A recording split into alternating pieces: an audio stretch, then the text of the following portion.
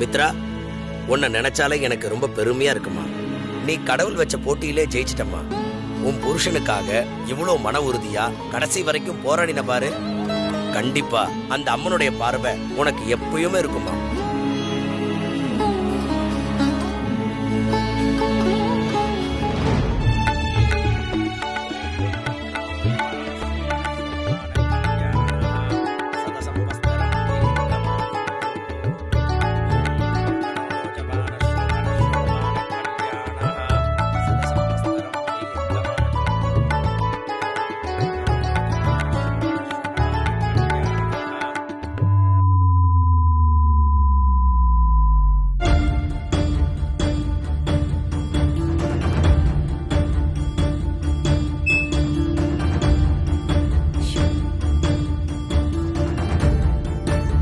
இந்தாங்கோ, இதுல ஒரு மாங்கல்யத்தை எடுங்கோ.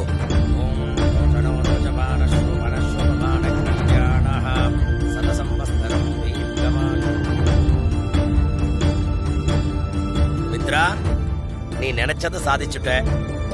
அம்மன் தாலி உனக்கு தான்.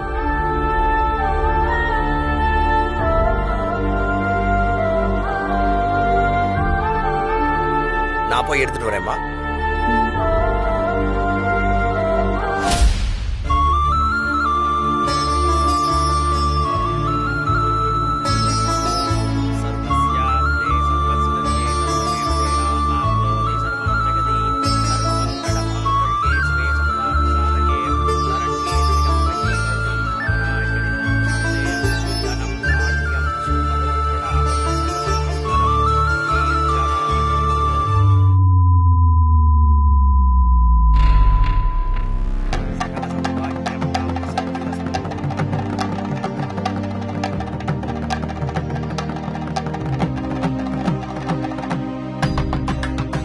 மாங்கல்யத்தை எடுத்துக்கோங்க.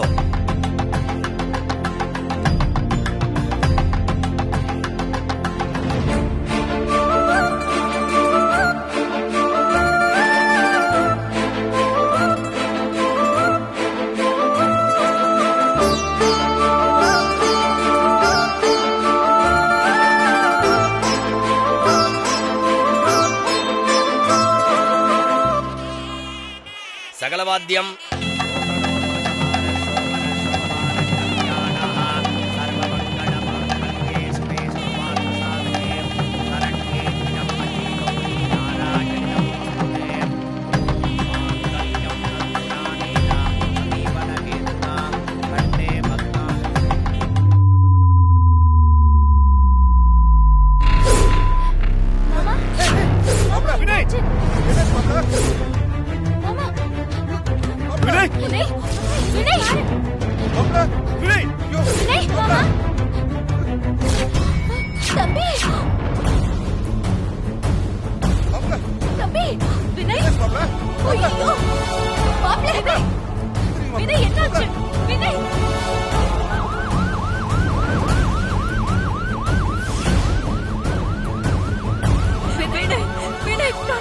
பாருடா வினய், வினய்.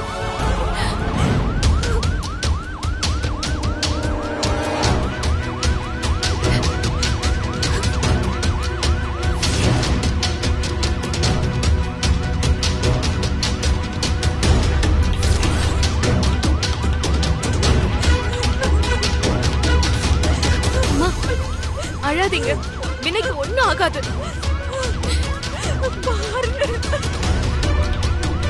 வினய், உங்களுக்கு ஒண்ணும் ஆகாது. வினய், கண்ணு முழிச்சு பாருங்க. ஏன் இப்படி பேசாம இருக்கீங்க? வினய், ஏதாவது பேசுங்க.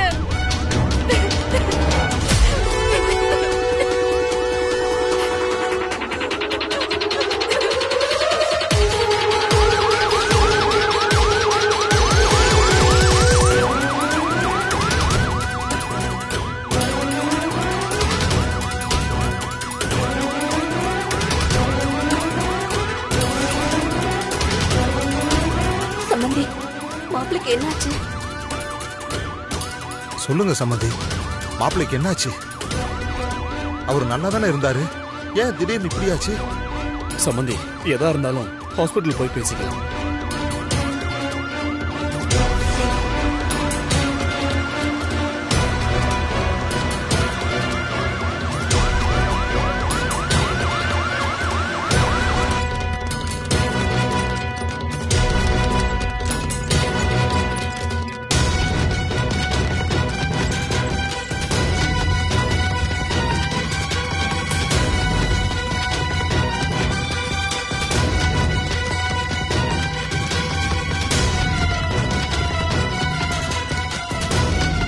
Nurse, open the door. Vinay, நீங்க எல்லாரும் கொஞ்சம் வெளியவே வெயிட் பண்ணுங்க.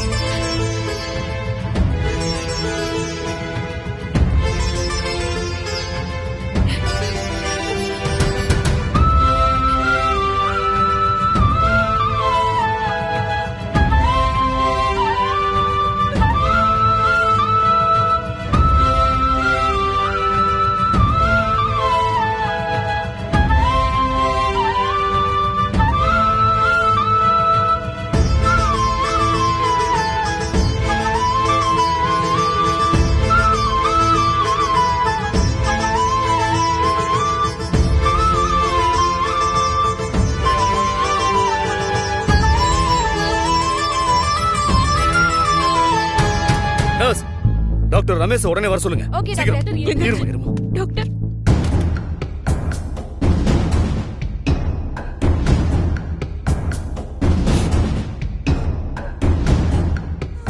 மித்ரா, ஏன் மாப்பிளைய இவ்ளோ தூரம் கூட்டிட்டு வரணும்? நல்ல ஆஸ்பத்திரியா நம்ம ஊர்லயே பாத்துருக்கலாம்ல. இது அவங்க ஹாஸ்பிட்டல்மா. இங்கதான் எப்பவுமே பாக்குறது. அதான் எப்பவும் பாக்குறதுன்னா என்னடி? மாப்பிளைக்கு ஏதாவது பிரச்சனையா? அதெல்லாம் எதுவும் இல்லம்மா. நான் இப்ப இருக்கிற நிலைமையில நீ ஏன் என்ன கேள்வி மேல கேள்வி கேக்குற? போய் உட்காரு.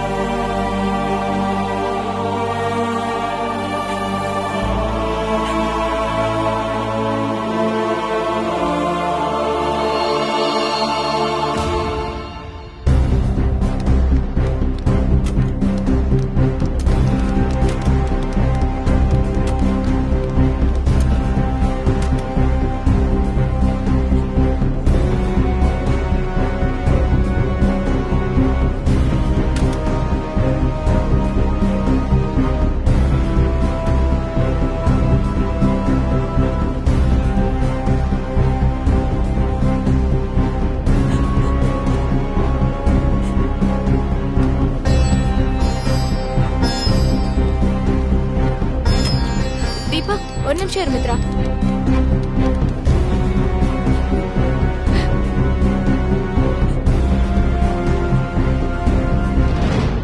அம்மா, என்னம்மா இவ்ளோ நேரம் ஆகுது? யாருமே எதுவுமே சொல்லவே மாட்டேங்கிறாங்க. எனக்கு ரொம்ப பயமா இருக்குமா. எல்லாம் இவர சொல்லணும். அப்பவே சொன்னேன், அவன் அவ்வளவு தூரம் இப்ப இருக்கிற இந்த நிலைமையில போக வேண்டான்னு.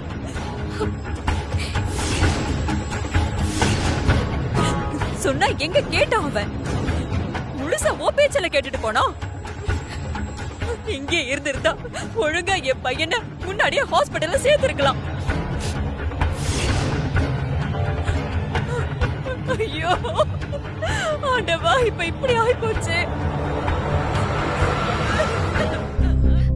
அம்மா, நான் என்ன இதெல்லாம் வேணும்னே பண்ண.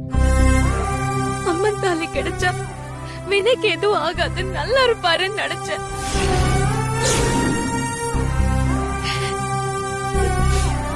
இப்படி ஆகும் நான் நினைக்கலப்பா.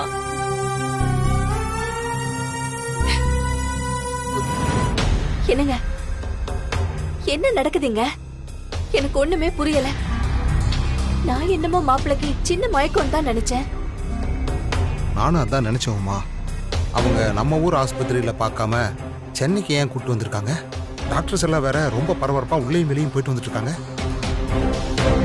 ஆமாங்க, இவங்க எல்லாரும் சேர்ந்து ஏதோ ஒரு விஷயத்த நம்ம கிட்ட சொல்லாம மறைக்கிறாங்கன்றது மட்டும் எனக்கு நல்லா தெரியுது. எப்படி சொல்ற? இவங்க இங்க வந்ததுல இருந்து பேசிக்கிற எதுவுமே சரியில்லைங்க. அன்னைக்கு ஒரு நாள் நைட்டு சம்பந்திங்க 2 பேரும் பேசிட்டு இருக்கும்போது மித்ரா எந்த நிலைமையில வினய கல்யாணம் பண்ணிக்க சம்மதிச்சான்னு உனக்கு ஞாபகம் இருக்கான்னு பேசிக்கிட்டாங்க. அதுவும் இல்லாம இப்ப கூட பாத்தீங்களா, இவங்களுக்கெல்லாம் இப்படி ஆகும்னு ஏற்கனவே தெரிஞ்சிருக்கு. இதை இப்படியே விடக்கூடாதுங்க. என்ன ஏதுன்னு இப்பவே தெரிஞ்சுக்கணும். ஏய், என்ன பண்ண போற? இருங்க மித்ரா, நீ கொஞ்சம் வா. உன்கிட்ட பேசணும். உன்கிட்ட தனியா பேசணும். வா வான்னு சொல்றல்ல. வா.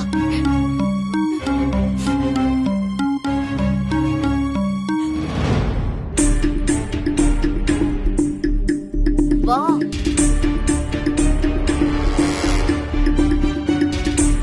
மா விடுமா. என்ன எங்கம்மா கூட்டிட்டு போற? அங்க வினய். எங்களுக்கு இப்பவே ஒரு உண்மை தெரிஞ்சாகணும்டி.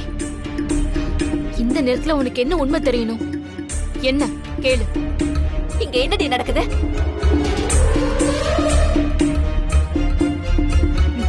நடக்கிறதுல நீ பாத்துட்டு தானே இருக்க.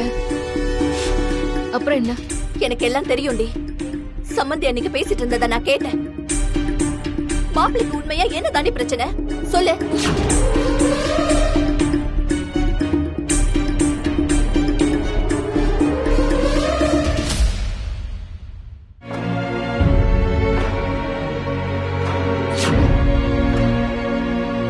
என் மேல சத்தியம் பண்ணி சொல்லுடி. மாப்பிளைக்கு என்ன தாண்டி பிரச்சனை சொல்லு. சொல்லுடி.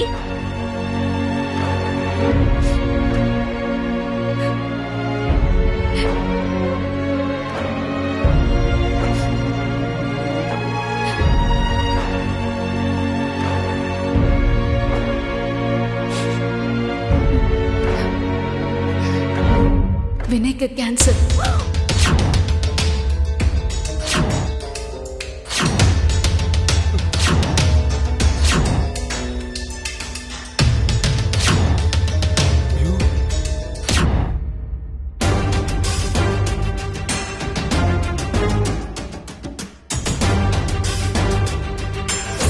வினய் சாருக்கு என்ன பிரச்சனை?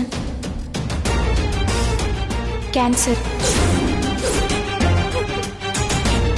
எனக்கு என்னமோ தோணுது மேடம், நாம எல்லாரும் பயப்படுற மாதிரி வினய் சாருக்கு எதுவுமே ஆகாது. ஆகக்கூடாது மித்ரா, ஆகக்கூடாது. என் பையன் எனக்கு திரும்ப கிடைக்கணும். அவனுக்கு கல்யாணம் பண்ணி வச்சு வீடு முழுக்க குழந்தை குட்டியோட வாழணும். அப்போ என் மகனுக்கு கல்யாணம் நடக்காத தருமா?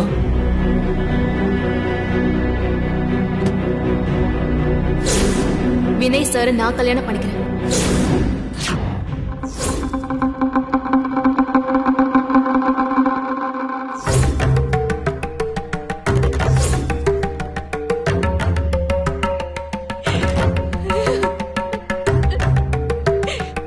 வினய்க்கு இப்படி ஒரு பிரச்சனை இருக்குன்னு தெரிஞ்சுதாமா நான் அவரை கல்யாணம் பண்ணிக்கிட்டேன். எனக்கு குடும்பம் இருக்கிற விஷயம் தெரிஞ்சா கண்டிப்பா உங்களுக்கு தெரியாம கல்யாணம் நடக்க டாக்டர் ஒத்துக்க மாட்டாரு. உண்மை உங்களுக்கு தெரிஞ்சா கண்டிப்பா நீங்களும் சம்மதிச்சிருக்க மாட்டீங்க. அந்த நேரத்துல எனக்கு நம்ம வீட்டு பண பிரச்சனை தான் பெரிய விஷயமா தெரிஞ்சது. டாக்டர் மரியாதையும் பெரிய விஷயமா இருந்துச்சு. அம்மா, இதெல்லாம் நல்லா யோசிச்சு பார்த்துதான் இந்த முடிவெடுத்தேன். வினயை எப்படியும் இந்த கேன்சர்ல இருந்து காப்பாத்திர முடியும்னு நான் நம்புறேம்மா.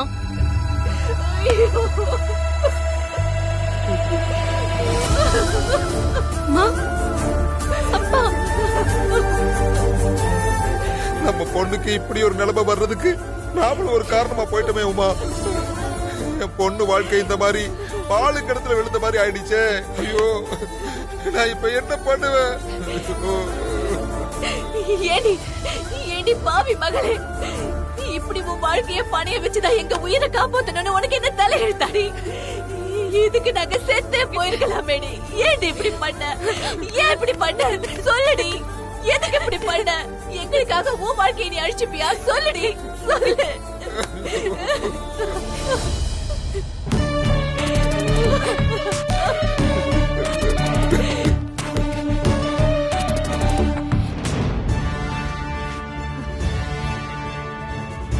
எல்லா விஷயமும் தெரிஞ்சுதா பணத்தை காமிச்சு என் பொண்ணை இப்படி ஏமாத்திருக்காங்க அந்த டாக்டர் குடும்பம். இல்லங்க, நான் இத சும்மா விட போறதில்ல. உங்கள அம்மா எங்கம்மா போற? இப்படி ஒருத்தர உனக்கு கல்யாணம் பண்ணி கொடுத்து உன் வாழ்க்கையை இப்படி கெடுத்திருக்காங்களேடி. அவங்கள நாக்க புடுங்கிற மாதிரி 4 வார்த்தை கேட்டுட்டு வரேன். நீங்களா இங்கே இருங்க. உமா, இப்ப உள்ள எல்லாரும் மாப்பிள்ளைக்கு இப்படி ஆயிருச்சேன்னு ரொம்ப வருத்தத்துல இருக்காங்க. நீ போய் இப்ப ஏதாவது பேசுனா அவங்களை இன்னும் காயப்படுத்துவோமா? வேண்டாம், புரிஞ்சுக்கோ. நீங்க சும்மா இருங்கங்க. ஏ, இந்த உலகத்திலேயே உங்க பாழாக்கிறதுக்கு ஏன் பொண்ணு வாழ்க்கை தான் உங்களுக்கு கிடைச்சதா?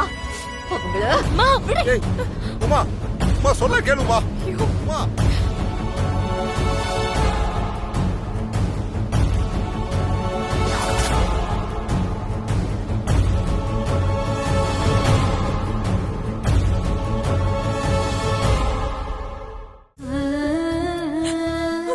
அண்ணி இருங்க, ஒரு ஃபோன் பண்ணிட்டு வரேன்.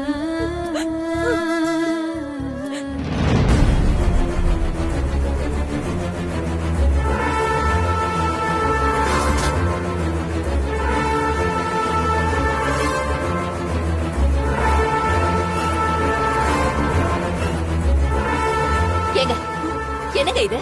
ஆ, இதெல்லாம் உங்களுக்கு அடுக்குமா? ஒரு புள்ளைய பெத்த அம்மா தானே நீங்க? என்ன மாதிரி விடு. உங்களுக்கு ஒரு பொண்ணு இருந்திருந்தா இப்படிதான் பண்ணிருப்பீங்களா? எதுவா இருந்தாலும் கொஞ்சம் பொறுமையா பேசுங்க. இது ஹாஸ்பிட்டல். எப்படிங்க பொறுமையா பேச முடியும்? எப்படி பேச முடியும்ன்றீங்க?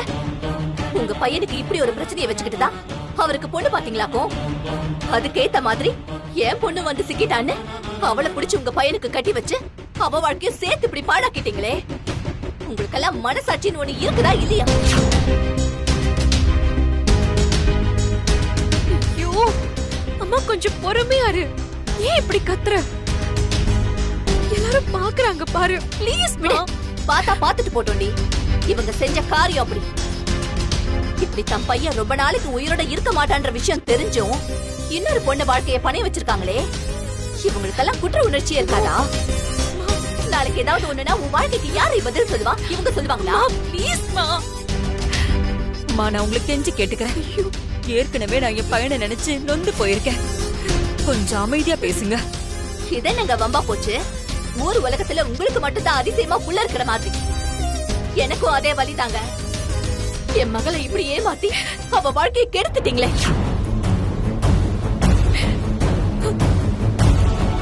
இந்த பாவம் எல்லாம் உங்களை சும்மா விடுமா? மா ப்ளீஸ் மா சும்மா இரு. நீ சும்மா ரெடி. ஏமாத்திட்டோன்னு வாய் கூசாம சொல்றீங்களே. கொஞ்சம் உங்க பொண்ணையும் கேளுங்க. சும்மா எல்லாம் உங்க பொண்ண என் பையனுக்கு பேசி கல்யாணம் பண்ணி வைக்கல. நாங்க போய் இவகிட்ட கேட்க கூட இல்ல. மித்ராவா விரும்பிதான் இந்த கல்யாணத்துக்கு ஒத்துக்கிட்டா. அவ ஏதோ சின்ன புள்ள.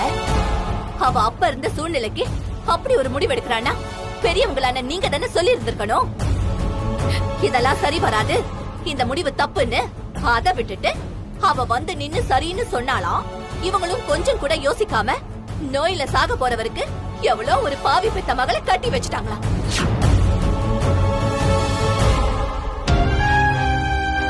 நாளைக்கு எதிர்காலத்தை பத்தி கொஞ்சமாவது நினைச்சு பார்த்திருந்தா இப்படி ஒரு முடிவை நீங்க எடுத்திருப்பீங்களா?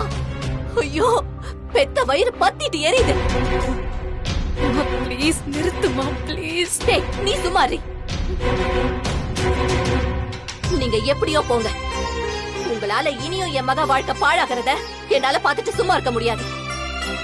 இப்பவே என் பொண்ணை இங்க இருந்து கூட்டிட்டு போறேன். இனிமே உங்களுக்கும் அவளுக்கும் ஒட்டும் இல்ல, உறவும் இல்ல. ஐயோ, வாடி. அப்பா நீங்களாவது சொல்லுங்கப்பா. வாடி.